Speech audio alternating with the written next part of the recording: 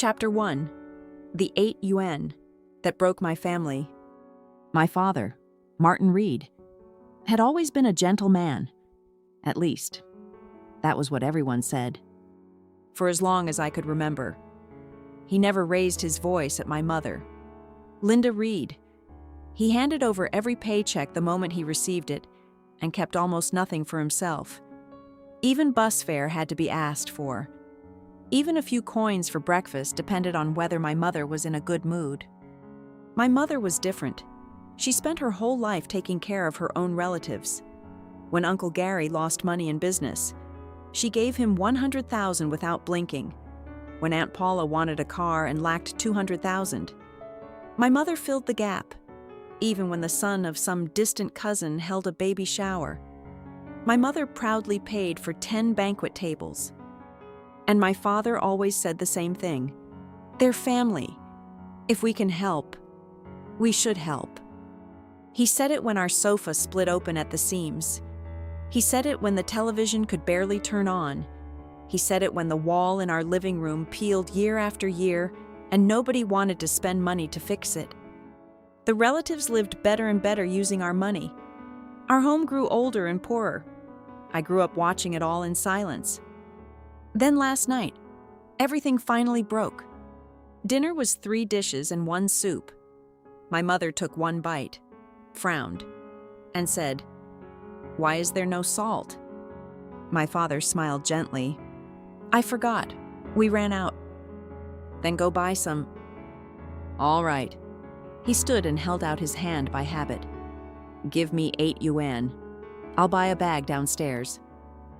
The dining room went quiet. My mother stared at his open palm. 1 second, 2 seconds, 3 seconds. Then she sneered. 8 yuan? You can't even take out 8 yuan yourself? Martin Reed, what kind of useless man are you? The word useless fell heavily onto the table. My father's hand froze in midair. The smile on his face disappeared.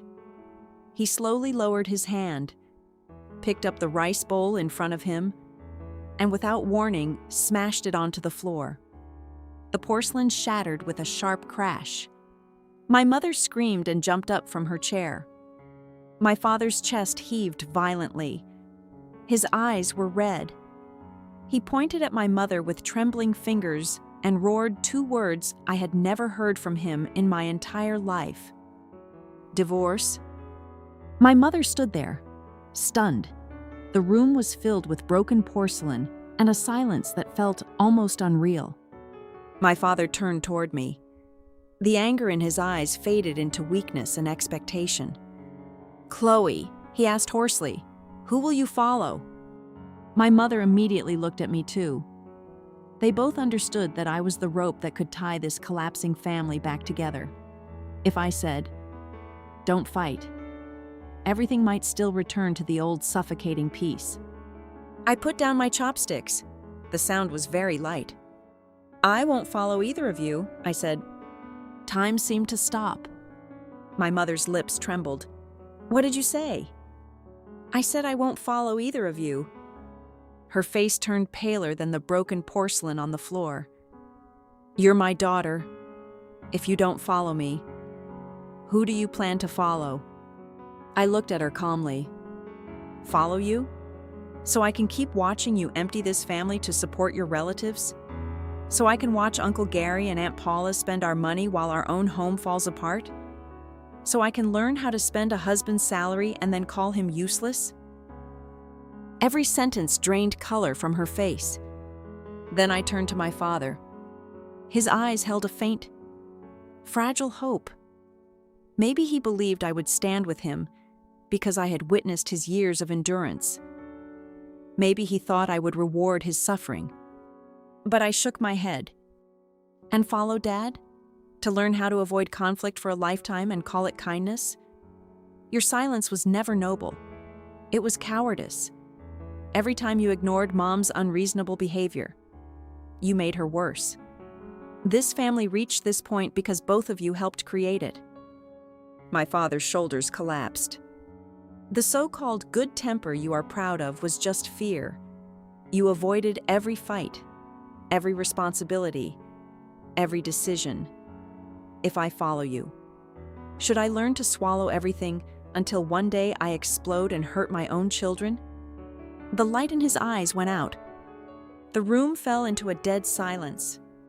I stood. This is between you two. Don't drag me into it anymore. Then I returned to my room, pulled out a suitcase, and packed my clothes, books, and the little money I had saved. I had lived in that house for more than 20 years, but I no longer wanted to stay for even one more second. When I reached the door, I paused. Oh, one more thing. They looked at me slowly, like two people waking from a nightmare. This apartment was bought for me by my grandparents as my 18th birthday gift. It is registered under my name only. The property certificate is with me. If you want to divorce, I don't care. But tomorrow, please move out of my house. Then I opened the door and left. Behind me, the heavy security door closed with a dull sound. For the first time in 22 years, I felt like I could breathe. Chapter 2. The house was mine. I stood in the corridor under the motion sensor light, dragging my suitcase behind me. The winter air was cold, but it felt cleaner than the air inside that apartment. Behind the door, I could almost imagine the chaos beginning. My mother would search my room for the property certificate. My father would call me again and again. The relatives who had taken money from our home would suddenly become experts in family morality. My phone rang before I even reached the elevator. It was my father. I watched the screen light up, then go dark. When the second call came, I turned off the phone. The world finally became quiet. I rented a cheap hotel room nearby.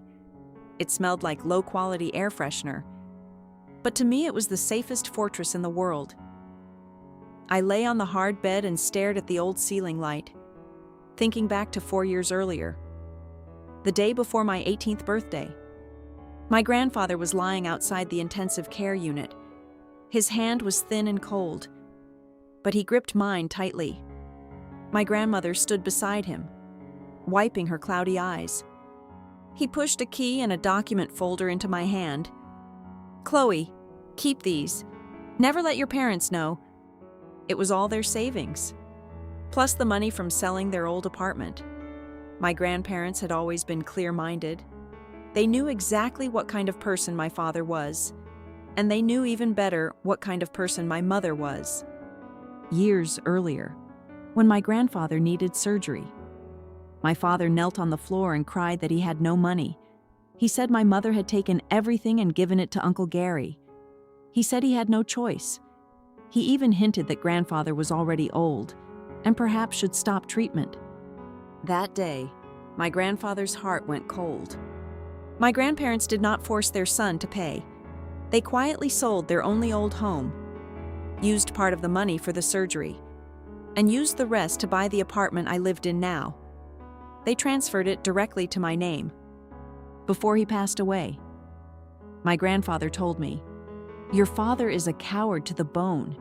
He loves his reputation more than anything. Your mother is a bottomless hole. In her eyes, only her own family matters. Chloe, this house is the only escape route we can leave you, no matter what happens. Hold on to it. Don't give them a single cent." My grandfather did not survive that winter. My grandmother fell ill soon after and passed away half a year later.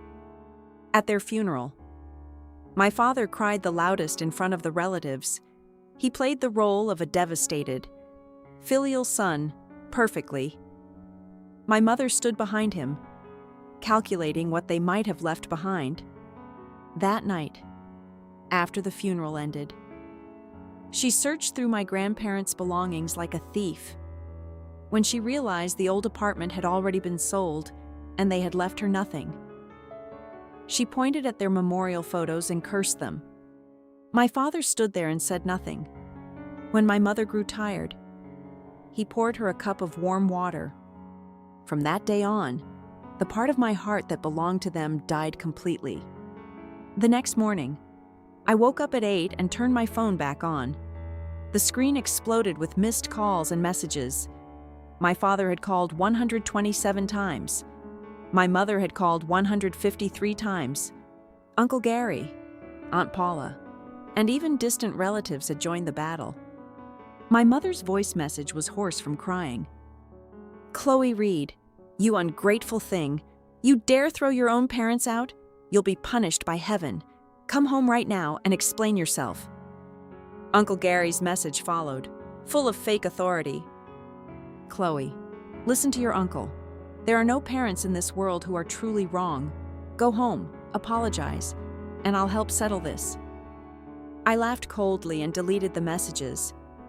Then I called the moving company I had booked the night before. After that, I called a locksmith. By the time I arrived downstairs, 4 strong movers were waiting beside a small truck. The locksmith had just arrived on an electric bike. I showed them my ID and a copy of the property certificate. "This apartment belongs to me. The people inside refuse to leave. Follow my instructions. Change the lock. Move out their personal belongings. I'll pay extra." They looked at the documents and nodded. I led them upstairs. The door was half open. Inside, the apartment was as noisy as a market. My mother sat on the sofa with red eyes and messy hair. My father squatted on the balcony, smoking with his head lowered. Uncle Gary sat in my father's chair with his legs crossed. Aunt Paula peeled an apple beside my mother while scolding loudly. They had gathered their army overnight. When I entered with the movers and locksmith, the room went silent. Uncle Gary reacted first. "Chloe, what are these people doing here?" I walked into the living room and looked at each familiar face. Then I asked calmly, "It's time. Who's moving out first?" Chapter 3. The relatives showed their teeth. My mother rushed toward me, trying to grab my hair. "You ungrateful thing, I'll beat you!" I had expected it. I stepped aside. One of the movers moved in front of me like an iron tower. My mother froze, then changed tactics and slapped her own thigh while wailing. "Neighbors, come look. My own daughter wants to force her mother to the street." Aunt Paula hurried to support her. "Chloe, how can you treat your mother like this? A house is a dead thing, but people are alive, even if the property certificate is under your name. It came from your grandparents. Your father is their son, so your parents should have a share too." Her righteous tone made me sick. I pulled out a notarized copy of the gift agreement and threw it on the coffee table. "Read it. This is a legally notarized property gift. It clearly states that this apartment was given only to Chloe Reed. It has nothing to do with anyone else. This is my personal property. Now get out." Uncle Gary slammed the table. "Chloe, are you rebelling? As long as I'm here, no one is moving anything." He rolled up his sleeves as if he was ready to fight. I smiled. "Gary, what are you pretending to be? Are you here for justice? Or are you afraid that if Linda gets kicked out, you won't be able to suck money from Martin anymore?" "You liar!" His face turned red. "I'm your uncle. I'm teaching you how to behave." "You? Teaching me?" I took one step closer. 3 years ago, you said you needed money to take over a store. Linda secretly took $100,000 from this family and gave it to you at that time. Martin had just been diagnosed with a stomach ulcer. The doctor suggested treatment. But Linda told him we only had $3,000 left and told him to buy medicine and endure it at home. Your store failed within half a year. Have you returned a single cent?" Uncle Gary's eyes shifted. I turned to Aunt Paula. "And you, last year, you said you were short of $20,000 for a used car. But you actually took $200,000 because your husband had gambling debts. That was money Martin saved by working overtime for 3 years.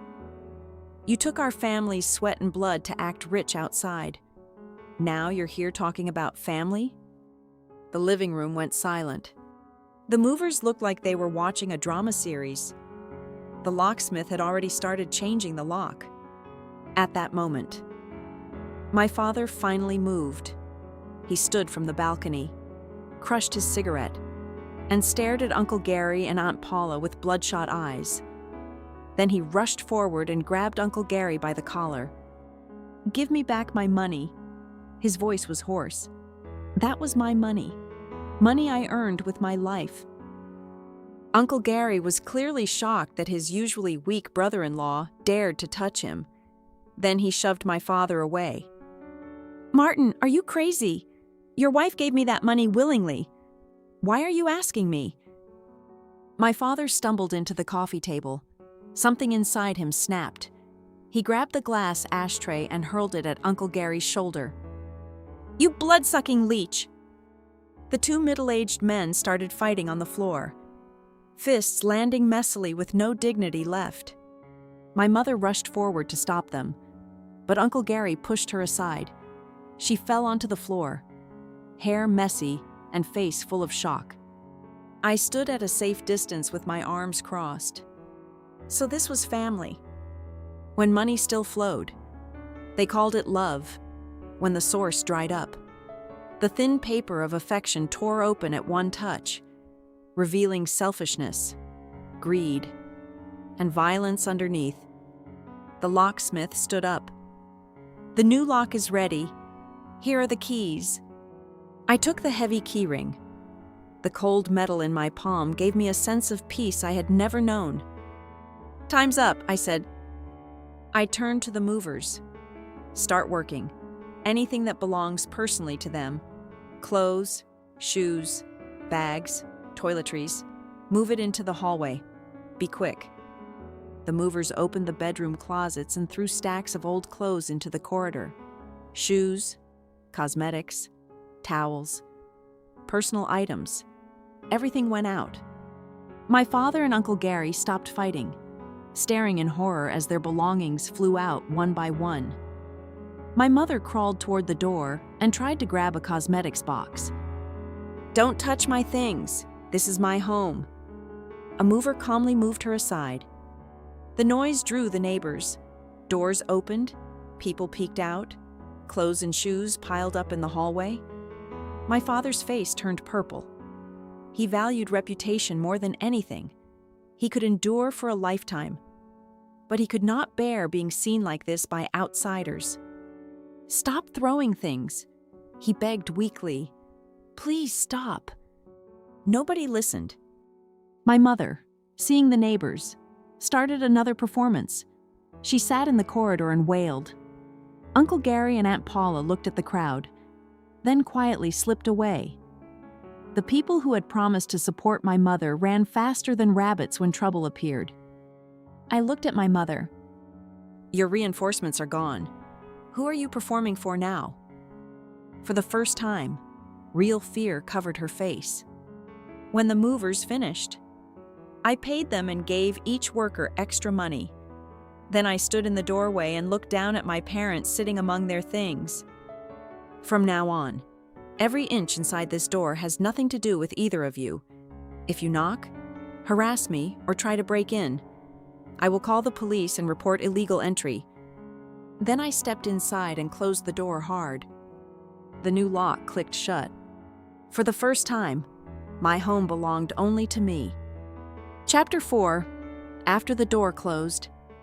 Outside the door, my mother pounded and cursed for a while, but the sound gradually faded. My father cared too much about face to let the police drag him away in front of the neighbors. My mother knew that if she kept making trouble, she would only become more embarrassing. Inside, the apartment was a mess. But I liked it. The movers had been rough, but that was exactly what I wanted. I wanted every trace of them removed from this home. My mother's cheap towels, my father's cigarette ashes, old bed sheets yellowed with years of resentment, greasy bowls, worn-out slippers, and the stale smell of that marriage. I cleaned for an entire day. I cut up the old bed sheets and threw them into black garbage bags. I smashed the oily dishes in the kitchen, I scrubbed the floors until the smell of disinfectant filled every room. By evening, the apartment smelled sharp and clean. I ordered myself an expensive meal and ate alone in the living room. As I ate, I imagined where my parents had gone. Later, I learned the details from Mrs. Wang across the hall. After I closed the door, my father did not even look at my mother. He only said, "Civil Affairs Office. Tomorrow morning." My mother clung to his leg and cried that she had nowhere to go. My father kicked her away. "Then go find your precious brother. When you took my money to buy houses and cars for them, did you think of today?" He left without looking back. My mother, carrying her old suitcases, went to Uncle Gary's home first. The person who opened the door was his wife. "Oh, sister, I heard Chloe kicked you out. That girl is truly too much, but this is your family matter. We shouldn't interfere." My mother begged to stay for a few days. The woman sneered. "Our home only has 2 bedrooms. The children need space to study. Besides, Gary was hurt trying to help you. We haven't even asked you for medical fees." Then she shut the door. My mother went to Aunt Paula next. Aunt Paula did not even open the door. She shouted through it, "Sister, my husband and I are traveling. Nobody's home. Find someone else." That night, my mother finally understood what kind of people she had fed for half her life. The divorce was smoother than expected. There was nothing to divide. They owned no property. The savings left were pitiful. When they received the divorce certificate, they went separate ways in the street like strangers. I thought that was the end. I was wrong. One rainy weekend evening, my doorbell rang through the peephole. I saw my father standing outside in an old black coat, hair wet from the rain. In his hands were 2 bags of fruit I had liked as a child. I opened the door but did not move aside. His eyes lit up when he saw me. The familiar gentle smile returned. "Chloe, Dad came to see you. It's cold. You're living alone. I'm worried. If you have something to say it. If not, leave." His smile froze. Then he changed into a pitiful expression. "Are you still angry with me? I know I was wrong. I was too weak before. Your mother pressured me, and I didn't dare speak. But now I've divorced her. I've cut ties with her completely. From now on, I'll give my salary to you. Let Dad move back in.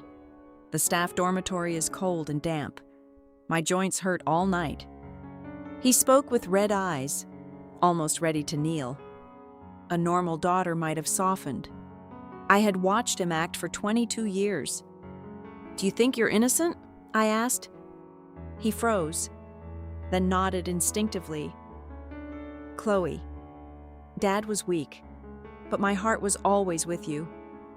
Everything I endured was for this family." "For this family?" I laughed. "Martin Reed. Do you deserve to say that?" His expression changed. "You say you paid for my school and living expenses. Fine. But in senior year, I was diagnosed with anemia from long-term malnutrition. Your monthly salary was more than $8,000. Yet this family's food budget was less than $600. Where did the money go?" His lips trembled. "I wanted a second-hand computer after my entrance exams. You promised me again and again. Then Linda said the money had been given to Aunt Paula for her car. I bought it myself by working the whole summer. Where were you?" He looked away. "And Grandpa's surgery. You knelt by his bed and cried that you had no money, that Linda controlled everything. You played the role so well even Grandma believed you. But afterward, you advanced your quarterly bonus from work. $120,000. Where did it go? Martin?" His face went gray. I stepped closer. "You thought I didn't know. In the bottom compartment of the storage cabinet at your office, there is an iron box. Every month. You secretly kept a portion of your salary and placed it there. You never planned to spend a single yuan on this family. And you never planned to use it for your parents' emergency. You called Linda the reason for every ugly thing you did. You hid behind the mask of a victim and filled your own dirty little box. My father looked at me like I was a ghost. That money was your escape fund, your secret future. Linda was greedy, but at least she was openly greedy. You were worse. You hid behind kindness and let everyone else take the blame. The mask finally shattered. He pointed at me, shaking. But no words came. Then he turned and stumbled into the rain. Forgetting the fruit bags by the door, I picked them up and threw them into the trash. Then I closed the door. I thought I had finally shut him and the past outside forever. Chapter 5. My Mother's Debt. 3 days later, I received a call from Aunt Margaret, my father's only sister. Unlike my father, Aunt Margaret had always been sharp, blunt, and stubborn, much like my grandmother. She had never liked my mother. When Martin insisted on marrying Linda, Aunt Margaret was the only person in the family who refused to support it. When I answered, her loud voice came through immediately. "Chloe, my good niece, I finally reached you. I heard from your useless father that you threw both him and your mother out. Well done." There was no blame in her voice, only satisfaction. Then her tone turned serious. "Did your father come to you pretending to be pitiful? Did he ask to move back in?" "Yes, I sent him away." "Good. Don't ever soften. He is not a decent man." Aunt Margaret told me something I had never known. When my father was young, he had been bright, ambitious, and one of the best technical workers at his factory. Everyone believed he would be selected for advanced training in Germany. But when the list came out, the spot went to someone far less qualified, Victor Stone, the factory director's nephew. My father fought. He reported unfair treatment. He argued with leadership. In the end, he lost everything. Victor Stone and the factory director forced him out of the technical department and sent him to logistics, where he spent his days cleaning toilets. His pride broke. Around that time, he met Linda, who worked in the factory cafeteria. She was pretty and knew exactly how to flatter him. My grandparents saw through her and opposed the marriage, but my father threatened them emotionally until they gave in. After marriage, he became more unstable. He drank. He argued. Once, when my grandmother criticized Linda, he shoved her, and her head struck the corner of a table. From that day on, my grandfather completely gave up on him. Later, Linda somehow hollowed him out. He became quieter, more obedient, more afraid of conflict in front of outsiders. He looked gentle, but Aunt Margaret knew it was not kindness. It was guilt, failure, and fear disguised as good temper. After the call, I sat quietly for a long time. So my father was not simply weak. His cowardice had roots, but a reason was not an excuse. His pain did not erase the harm he caused. Before I could settle my thoughts, an unknown number called. A rough male voice came through. "Chloe Reed? Who are you?" "You don't need to know. I'm calling about your mother. Linda Reed owes us money. Since she ran, the daughter should pay." My heart tightened. "I have nothing to do with her debt." The man laughed. "Don't be so cold. When she borrowed money, she used your apartment as collateral. The paperwork may not be perfect, but your address is written there. If you don't pay, we'll come talk in person. Maybe remove your door, maybe paint your wall. Who knows?" It was a direct threat. "How much?" I asked. 500,000, principal and interest." I was silent for a moment. Linda could be stupid, but she would not dare use my apartment unless someone pushed her. This had Uncle Gary written all over it. I first went to Uncle Gary's home. The door was locked. A neighbor said the family had vanished for several days, probably hiding from debt. Then I went to Aunt Paula. She tried to close the door the moment she saw me, but I blocked it with my foot. "Aunt Paula, where is my mother?" "How would I know? She hasn't contacted me." I took out my phone and started recording. Someone called me and said Linda owes $500,000 in illegal loans. They threatened to come to my home. I'm preparing to call the police, since most of Linda's money was spent on you and Uncle Gary. The police may investigate whether you were involved in fraud.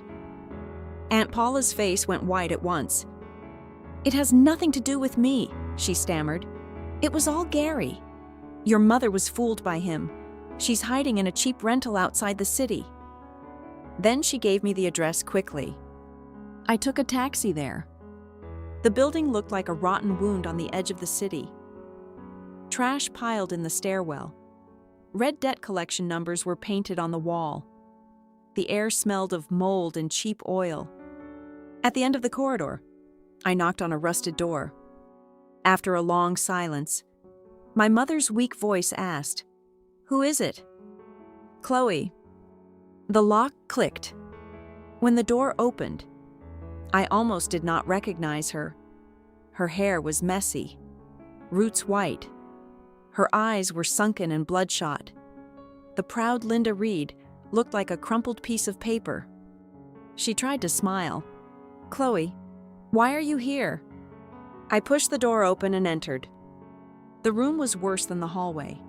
Instant noodle cups, plastic bags, a broken table, a narrow bed, and a sour smell that made me nauseous. My mother wrung her hands. "It's a little messy. Don't mind it." "You left my house with several big suitcases." I said, "Where are the clothes and cosmetics you collected for years? Sold them for noodles?" She lowered her head. "Chloe," she began to cry. "Mom knows she was wrong. Your uncle is not human. He tricked me. He said there was an investment project that would make money fast. I gave him the little money I had after the divorce. Then he said we needed more. He took me to the lenders. He said writing your apartment address was only a formality. He said nothing would happen." She knelt and hugged my leg. "Save me. Sell the apartment after paying the debt. I'll give you whatever remains. I won't take a cent. I'll serve you like a servant." Even now, she wanted to sell the only home my grandparents left me to fill the hole she and Uncle Gary dug. I pushed her away. "Listen carefully. First, whether you live or not has nothing to do with me. Second, you borrowed the money, so you pay it yourself. Third, I came only to take the loan paper and stop those people from bothering me. From today on, pray they don't find you, because I will never come see you again." I took the handwritten loan paper and left. Behind me, my mother screamed that I would face karma. I walked out into the cold wind without looking back. If karma existed, then parents like mine and relatives like blood-sucking leeches should face it first. Chapter 6. Turning the wolves on each other. The loan paper was crude but dangerous. It stated a loan of $500,000 with outrageous monthly interest. Under my mother's information, someone had written my apartment address as so-called collateral. Legally, it could not touch me, but debt collectors did not care about legality. If they came to my home, the trouble would be endless. I had no intention of letting them come. I called the unknown number back. The same rough voice answered, "Thought it through. Got the money?" "Money? I don't have a cent." He exploded. "Are you playing with me? Do you believe I can send people to remove your door tonight?" "Calm down," I said. "I have something worth more than money. Information that will help you recover the principal and interest. Maybe even double it." He paused. "You're looking for the wrong person. Linda Reed is broke. The real person who took your money is Uncle Gary. He used Linda as a puppet. took the $500,000, and is now spending it freely. Why should I believe you? Because I know where he is. I gave him a fake location first, a luxury bar called Youth Club, 3rd floor, VIP room 888. I described Uncle Gary gambling there with a woman in a red dress. It was all made up. But people like them did not need truth. They needed anger. They needed an image. The man who took their money drinking, gambling, and enjoying himself while they held a useless loan paper. Why tell us? He asked suspiciously. Because he hurt my mother and dragged me down too, I said, letting just enough hatred into my voice. I can't do anything to him myself. You can. That was believable enough. After hanging up, I sent a message to Aunt Margaret from a spare phone. Help me find Uncle Gary's likely hiding place. The faster, the better. A few minutes later, she sent an address, a small motel near the edge of the city. Uncle Gary had been staying there with a woman for several days. Perfect. The bar was bait. Once the debt collectors rushed there and realized they had been tricked, their anger would peak. Then I would send the real address from another number. 3 days later, Aunt Paula called me, crying hysterically. Chloe, something happened. Save your uncle. He's almost been beaten to death. I listened calmly. She said a group of men stormed into the motel, dragged Uncle Gary from bed, took back all the cash he had left, and forced him to write a new debt note. They threatened that if he did not pay, the consequences would be worse. Chloe, you're smart. Think of something. He's your uncle. When he pushed my mother and me into the fire, did he remember I was his niece? I asked. A debt should be repaid, if you really care about your brother. Gather money over the years. You took more than $500,000 from my family, didn't you? Aunt Paula could not answer. She cursed me as cold-blooded and hung up. Cold-blooded?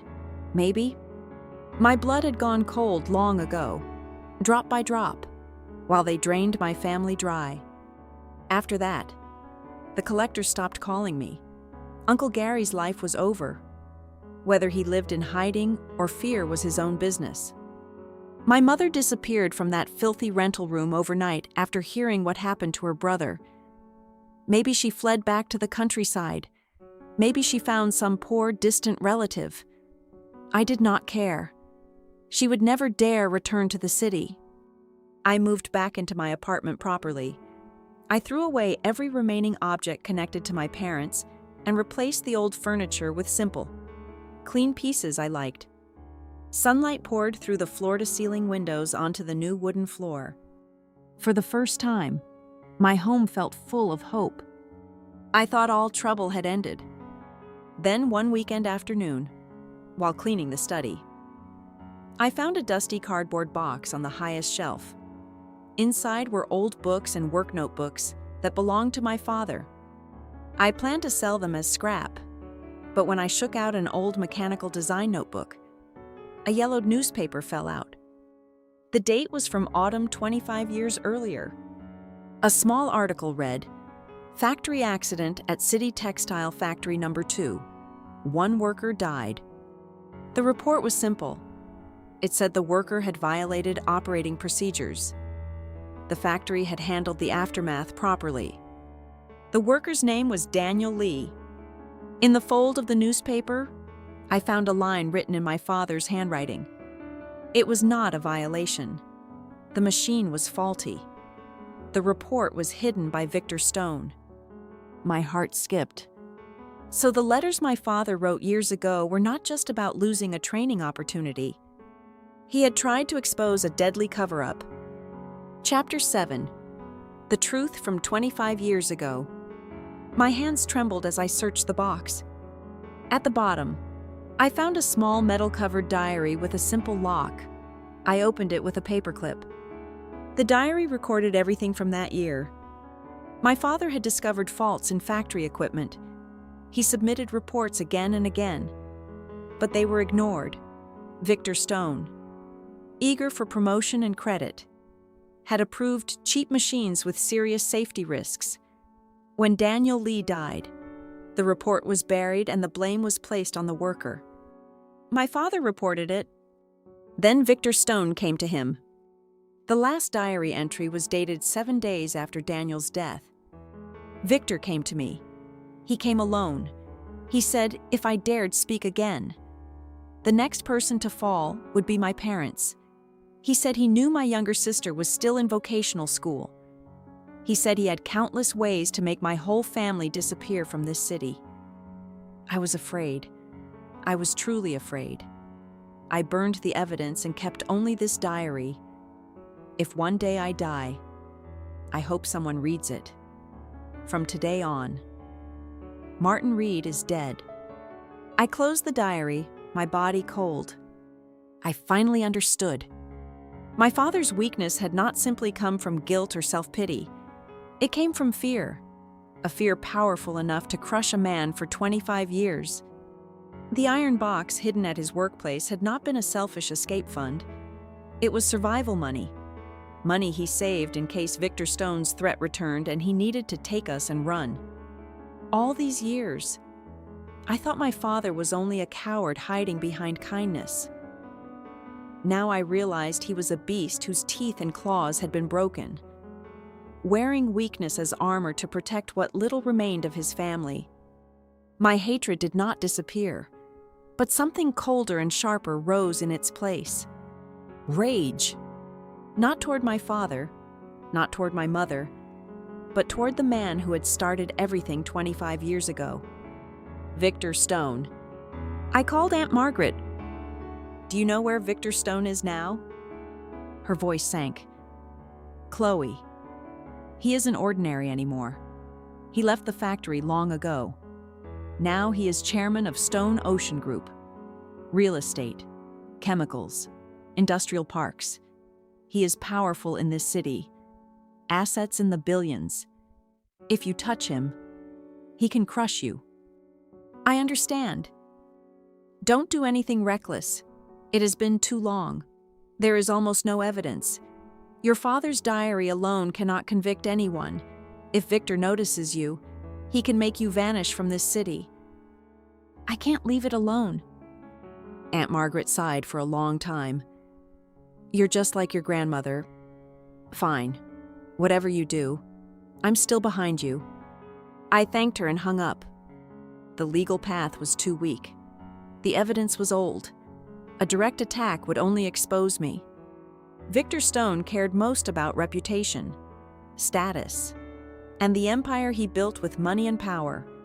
What he feared most was the past resurfacing. Daniel Lee's ghost was the knife hanging over his head. But I could not do it alone. I needed someone who understood him, understood the old case, and still carried the technical knowledge to strike at his weakness. I needed Martin Reed. I found him at my grandparents' grave.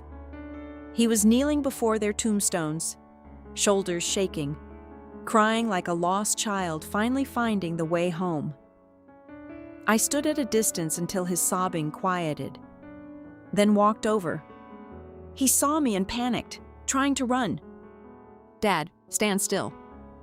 He froze. I placed the metal diary on the tombstone. I read everything. His entire body trembled. He stared at the diary like it was a monster. Chloe, he whispered, burn it. Please, burn it. Victor Stone will kill us.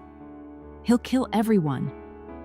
No, he won't, I said, because this time, it is our turn to make him afraid. He looked at me in disbelief. I didn't come to forgive you. I said, you failed as a husband and as a father. That does not change. I came to give you a chance to demand justice for Grandpa and Grandma, for Daniel Lee, and for yourself. His cloudy eyes shook. 25 years ago, he stepped on you. 25 years later, I want you to stand up once more as the engineer you used to be. I need your mind, your technical knowledge. and the Martin Reed who was not yet broken. Do you dare? A long wind passed through the cemetery. For a long time, he said nothing.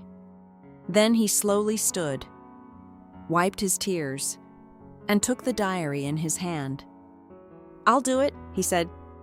Chapter 8, Making Victor Stone Afraid. We did not return home. With Aunt Margaret's help, we rented a small apartment in a nearby city. It became our secret base. I retrieved the iron box from my father's old workplace. Inside were neatly wrapped stacks of old cash and savings notes, more than $300,000 in total. My father looked at the money with complicated eyes. I saved it in case I needed to take you and your mother away. He said, I lived every day afraid Victor Stone would come again. I pushed the money back to him. Now it becomes our starting capital. Over the next week, my father changed. He was no longer the hunched, silent man I had known.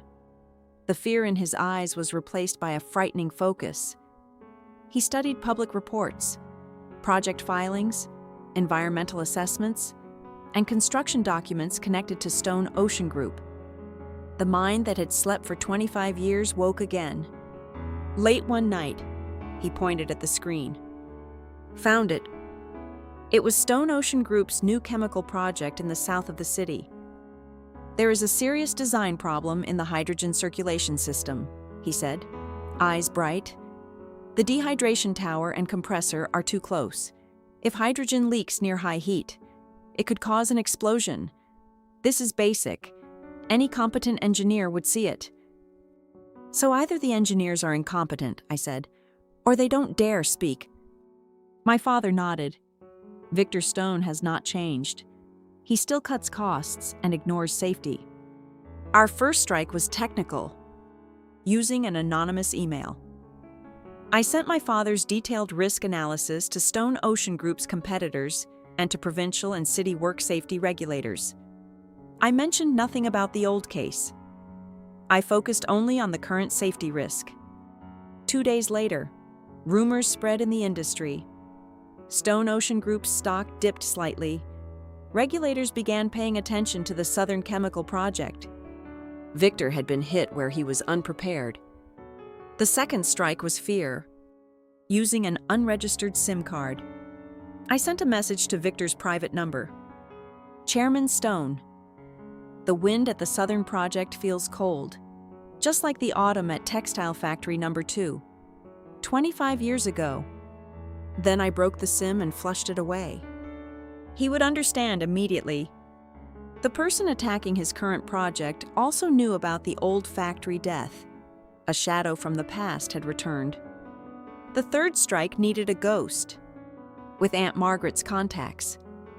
We found Daniel Lee's son, Ethan Lee.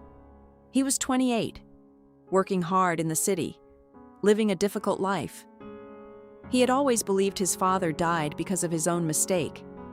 I met him in a quiet tea shop and placed the old newspaper and a copy of the diary in front of him. He read them with trembling hands. My father didn't cause it? His eyes reddened. No, I said. He looked at me with suspicion. Why should I help you? You're not helping me. You're helping your father recover the dignity he was denied for 25 years. When this is done, the $300,000 in this box will be given to you. Consider it late compensation for your father.